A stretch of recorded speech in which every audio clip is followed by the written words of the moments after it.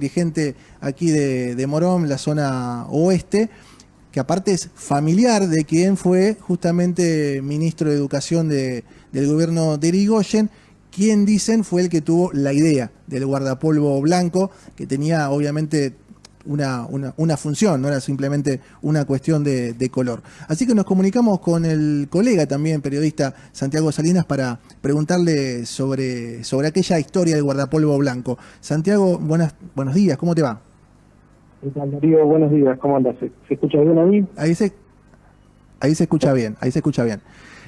Bueno, Perfecto. contanos, ayer salieron muchos historiadores y periodistas a contestarle al presidente respecto a la historia del guardapolvo blanco, ¿no? Que uno asocia la educación a Sarmiento, es cierto, que dejó de ser vapuleado por el por el kirchnerismo, ahora lo levanta, ¿no? Lo levanta el presidente. Eso está muy bien, pero dicen que no fue el autor o el ideólogo del guardapolvo blanco para la escuela pública, sino que fue nada más y nada menos que tu bisabuelo.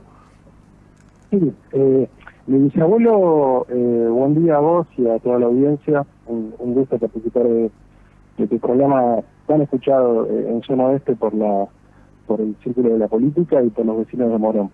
Mirá, Darío, se instrumenta esto del guardapolvo en el periodo de la primera presidencia de Irigoyen, donde en su momento no se llamaba Ministerio de Educación, sino que se llamaba el Ministerio de Instrucción Pública. Se instrumenta, y bueno, mi bisabuelo fue ministro de Irigoyen y fue uno de los precursores de la reforma universitaria, riojano él. La idea fue de una docente que, mirá cómo tiene que ver con el presente el tema de la pandemia, ¿no? A una docente se le ocurre que los niños tengan guardapolvo blanco, porque el guardapolvo blanco era sinónimo de salud y que, bueno, obviamente lo tenían los médicos. Entonces, lo que era algo público como un guardapolvo blanco que utilizaban los médicos, lo querían aplicar a los chicos también, porque justamente las escuelas era un lugar donde había mucha posibilidad de que haya infecciones, ¿correcto? Correcto. Esa es la historia, digamos, por eso se aplica el guardapolvo blanco. La idea fue una maestra que puso plata para comprarlos y coincidió con que mi bisabuelo tomó el tema y se instrumentó en la presidencia de Irigoyen. Claro, Bueno, se instrumentó porque después se hizo... Es que a veces los presidentes o los políticos están mal asesorados, o no se dejan asesorar, o no leen lo que le arman, entonces asocian directamente. O sea, Sarmiento es el padre de la educación, si querés, y uno asocia a Sarmiento. Y lo que se hizo el guardapolvo blanco fue igualar. El guardapolvo blanco igualaba al hijo del gerente de una fábrica con el hijo de un trabajador, y eran todos iguales. Esa fue una de las funciones reales del guardapolvo blanco que al día de hoy se sigue utilizando, ¿no? Sí. Sí, uno se pregunta cómo puede errar tanto, porque en realidad cuando esto se empezó a instrumentar, hacía décadas que había fallecido el expresidente Sarmiento, que de todas formas me parece bien que lo vuelvan a levantar, ¿no? Porque durante una década fue denostada la figura de Sarmiento.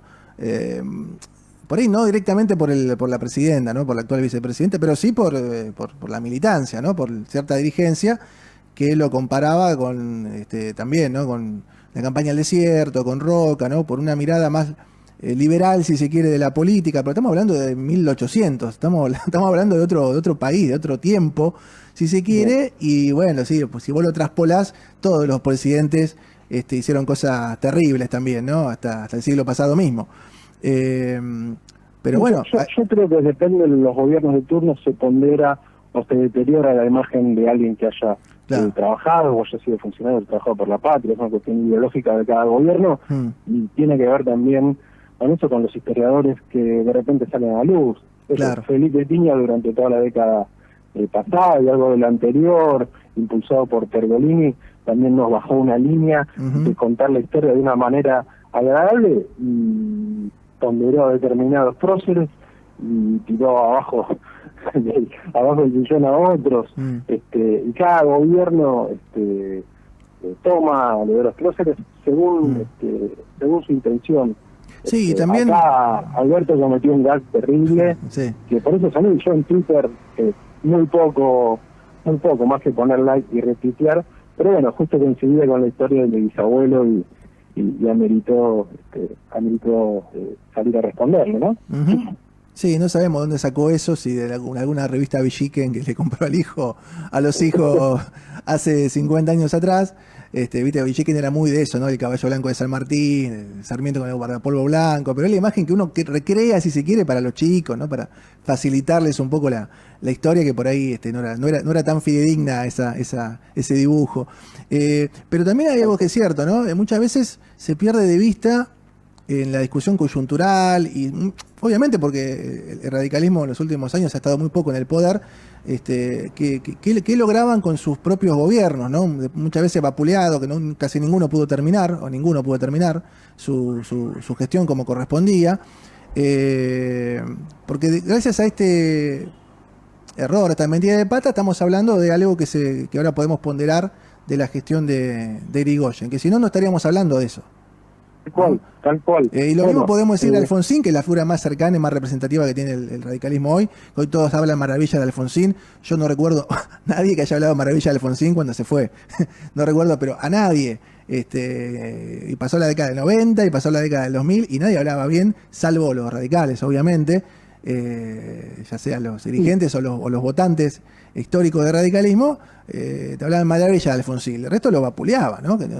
Solamente una ala dura de los radicales hablaba bien de Alfonsín, pero no nos olvidemos que en las elecciones de octubre de 2001 sí. Fue Alfonsín candidato contra Duhalde, pierde Alfonsín, el candidato a senador, creo.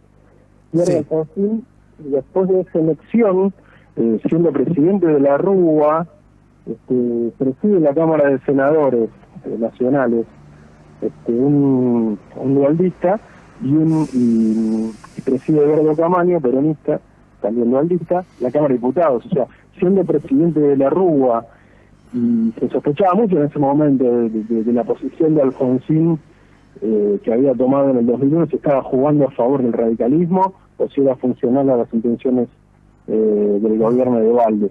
Por eso, digamos, contemos todo y hablemos la verdad, digamos.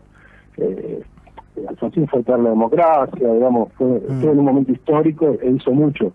Pero también contemos que, y hablemos de la reforma del 94 también. También te iba a decir, ¿viste? Hablemos de que también era un político de raza y hacía política. Sí, hacía política. O sea, aunque sí, es muy loco. De la caída de la Rúa también. Muchas ¿no? veces esos acuerdos que él tuvo que hacer, que siempre para mí siempre en inferioridad de condiciones, ya sean con los militares o con el peronismo, siempre en inferioridad de condiciones, y se le achacaba muchas veces eso, ¿no? El tener que transar. Y bueno, la política es eso, o sea, no conozco un político que no trance, hoy por hoy, y por cosas mucho menos importantes, digamos. Sí, yo no utilizaría la palabra transar, sino hacer acuerdos políticos. Acordar, de eso sí, se trata la en política, ese sentido, de diálogo, sí. de consenso, y no sé si la palabra transar, pero esos son acuerdos, digamos. Son acuerdos políticos.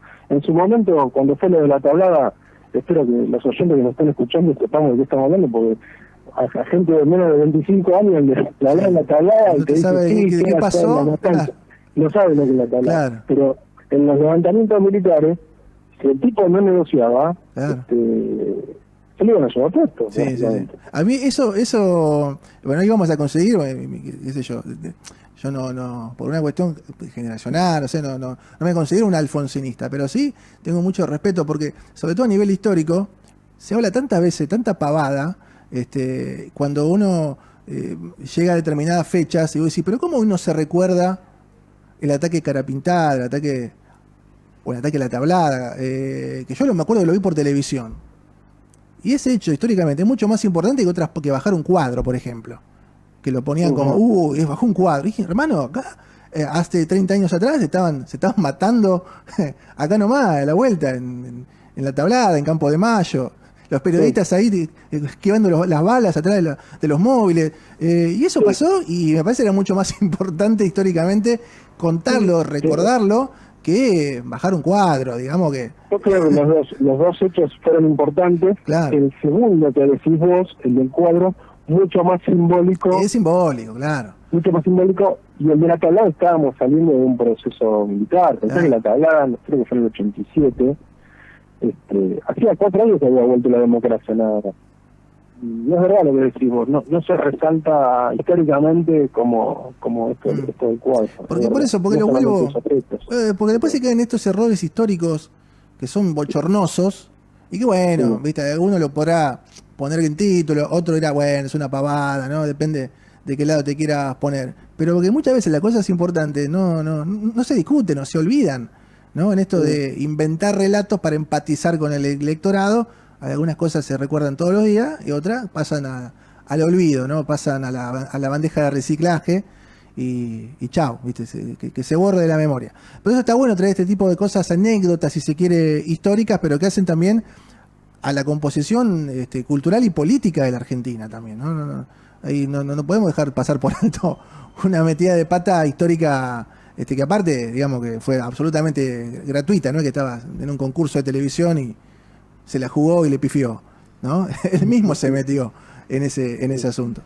Así que bueno, gracias por el recuerdo y los datos históricos, Santiago. Saludos a la familia, como siempre. Bueno, Darío, gracias por hacerme participar de tu programa, que cada tanto lo escucho a la mañana y pasa todo el arco político de Morón, y nosotros que fuimos gobierno hace 1 año y pico, y nada, escuchamos, es uno de los periodistas referentes, juntos con otros que tienen portales y también medios locales, hablando de la importancia de ponderar los medios locales. Gracias, y te mando un abrazo grande y saludo a toda la audiencia y a tus compañeros de radio. Gracias y feliz año, Santiago. Igualmente, buen año. Buen año. Hablábamos con Santiago Salinas, que es bisnieto del ministro que